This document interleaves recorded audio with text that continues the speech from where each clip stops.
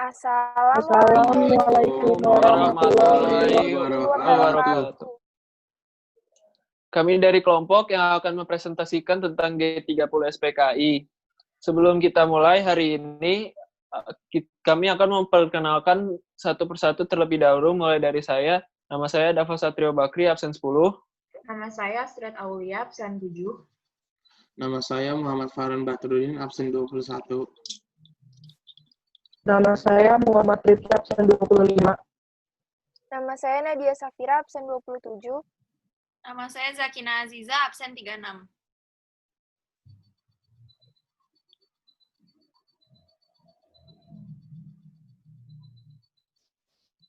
Latar belakang G30 SPKI. Seperti yang kita ketahui bahwa pada kejadian G30 SPKI adalah peristiwa terbesar di Indonesia yang dilakukan oleh Partai Komunis Indonesia. Saat itu, di penghujung masa demokrasi terpimpin, negara Republik Indonesia dilanda krisis sosial, politik, dan ekonomi nasional yang memprihatinkan. Kondisi ini memberi peluang kepada PKI dan simpatisannya untuk memperluas pengaruhnya. Pada 1965 terjadi perselisihan antara TNI Angkatan Darat dan Partai Komunis Indonesia. Presiden Soekarno kala itu menginstruksikan semua angkatan TNI untuk melakukan doktrinisasi paham komunis ke masyarakat Indonesia. Nah, doktrin tadi menyebabkan semakin luas paham komunisme di Indonesia dan mempertinggi kedudukan PKI dalam peraturan politik Republik Indonesia. PKI yang selalu berlindung dalam naungan Presiden Soekarno merasa khawatir dengan eksistensinya, manakala Presiden Soekarno terbaring sakit. PKI khawatir karena sekelompok perwira tinggi Angkatan Darat akan mengambil alih kekuasaan di saat Presiden sakit. Dengan kondisi sakitnya Bung Karno, PKI melakukan strategi dengan mengusulkan kepada pemerintah untuk membentuk Angkatan Kelima yang diusulkan oleh DN Aidit, di mana para buruh tani dilengkapi dengan senjata sekaligus perencanaan untuk menyerang jenderal-jenderal anti-komunis di pucuk pemimpin TNI Angkatan Darat terlebih dahulu. Udah. Faktor penyebab gerakan G30 SPKI. Akibat kurangnya rasa tunduk dan patuh terhadap Pancasila, kurangnya sifat kesatuan, tidak ada munculnya rasa perjuangan untuk melawan tindakan ideologi yang mencampuri Pancasila. Tidak ada rasa cinta terhadap cinta tanah air satu sama lain dan tidak ada rasa kebersamaan. Tujuan gerakan G30 SPKI. Yang pertama, menghancurkan negara kesatuan Republik Indonesia dan menjadikan sebagai negara komunis. Yang kedua, menyingkirkan TNI Angkatan Darat dan ingin merebut kekuasaan pemerintahan.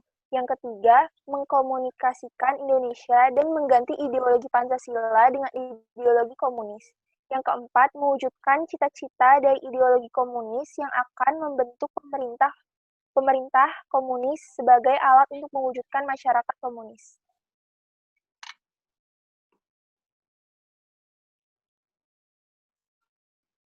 Selanjutnya, gerakan yang dilakukan oleh G30 SPKI.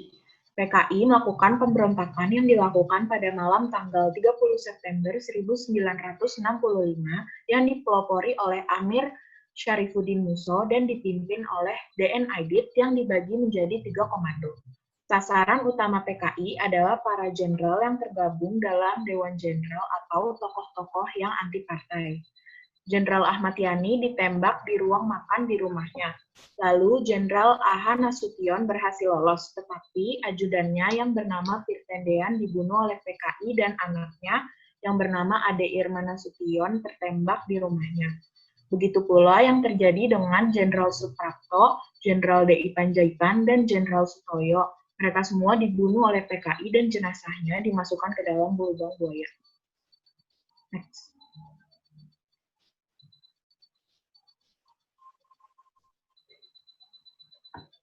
Selanjutnya, tokoh-tokoh yang akan dibahas. Yang pertama, Insinyur Soekarno. Nama lengkapnya Ir Soekarno. Nama panggilannya Bung Karno. Nama kecilnya Kusno. Tempat tanggal lahir Surabaya 6 Juni 1901. Agamanya Islam. Nama istri Fatmawati, Hartini, dan Ratnasari Dewi. Nama anak dari Fatmawati adalah Guntur, Megawati, Rahmawati, dan Sukmawati. Nama anak dari Hartini, Taufan, dan Bayu.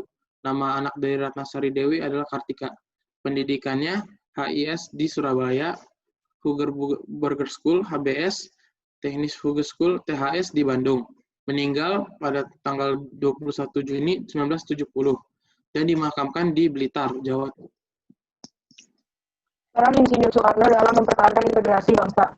Insinyur Soekarno dikenal sebagai Bapak Proklamator. Beliau berjasa memperjuangkan kemerdekaan Indonesia lewat jalur perundingan. Jasa dan peranan beliau antara lain sebagai berikut. Yang pertama, pada tanggal 9 Agustus 1945, Insinyur Soekarno bersama Muhammad Hatta dan Rajiman Wedio Diningrat ke Dalat, Vietnam. Mereka bertemu Jenderal Tarauchi untuk membicarakan kemerdekaan Indonesia. Lalu pada tanggal 17 Agustus 1945, membicarakan proklamasi kemerdekaan RI dan bersama Muhammad Hatta menandatangani naskah proklamasi.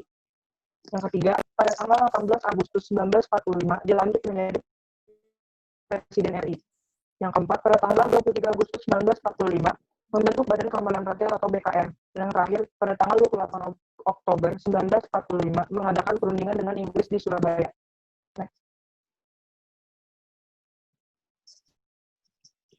Tokoh yang kedua adalah Muhammad Hatta.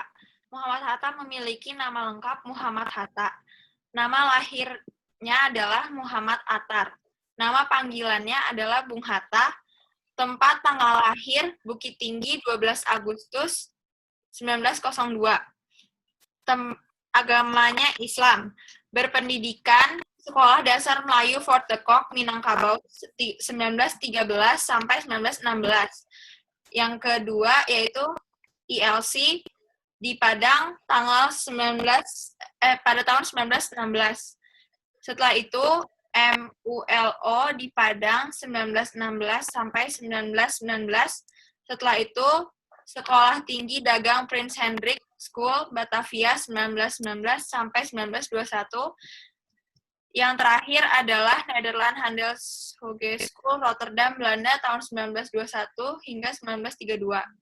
Muhammad Hatta memiliki istri yang bernama Rahmi Rahim dan memiliki 3 anak, yaitu Mutia Hatta, Gemala Hatta, Halidah Hatta, dan Muhammad Hatta meninggal pada tanggal 14 Maret 1980 di Jakarta.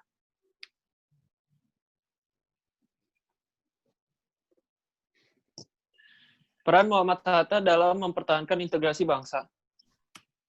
Peran Dr. Andes Muhammad Hatta dalam usaha mempertahankan kemerdekaan Indonesia adalah sebagai berikut. Bersama Ir Soekarno menandatangani naskah proklamasi kemerdekaan Indonesia.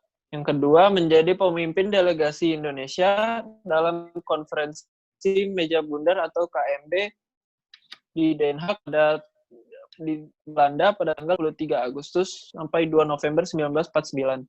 Yang ketiga, pada tanggal 27 Desember 1945, beliau menandatangani naskah pengakuan kedaulatan Republik Indonesia. Yang terakhir, Dr. Andes Muhammad Hatta dipercaya mendampingi Ir Soekarno menjadi wakil presiden pertama Republik Indonesia. Sekian dari kelompok kami, kurang lebihnya mohon maaf. Assalamualaikum warahmatullahi wabarakatuh.